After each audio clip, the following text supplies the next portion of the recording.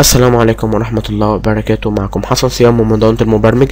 النهاردة أولى دروس دورة CSS3 هنشرح فيها خاصية البوكس شادو أو اللي هي خاصية بالعربي كده أفضل للسنة دي.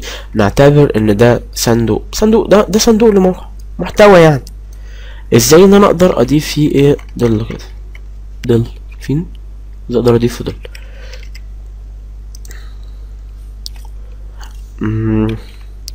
هنا انا طبعا عملت h3 واحول من ال h3 ده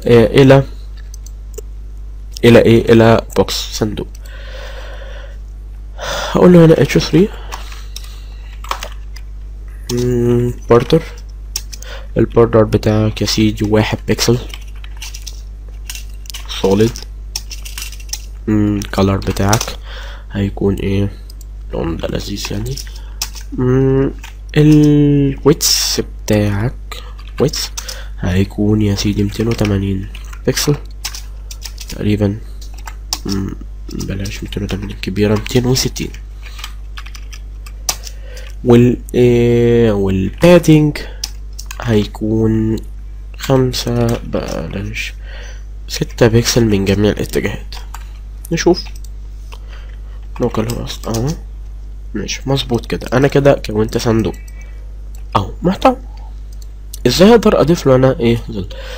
هنا تيجي خاصية اسمها بوكس شادو،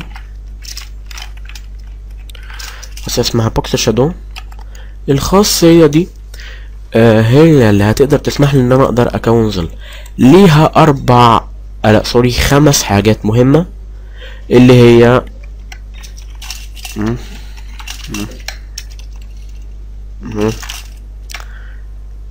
ايه تاني؟ الكالر،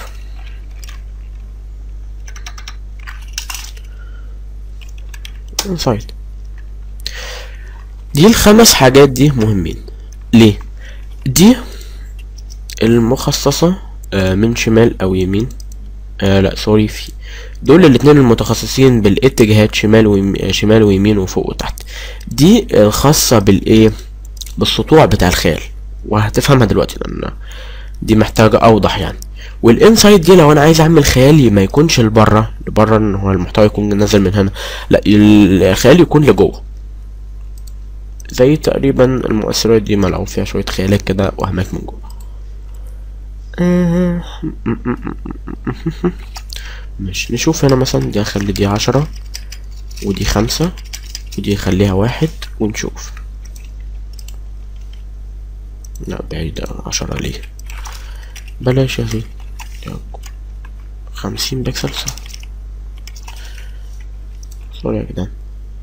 يبقى دي المتخصصة اللي هي دي من فوق او لا دي من فوق او من تحت، ودي شمال ويمين.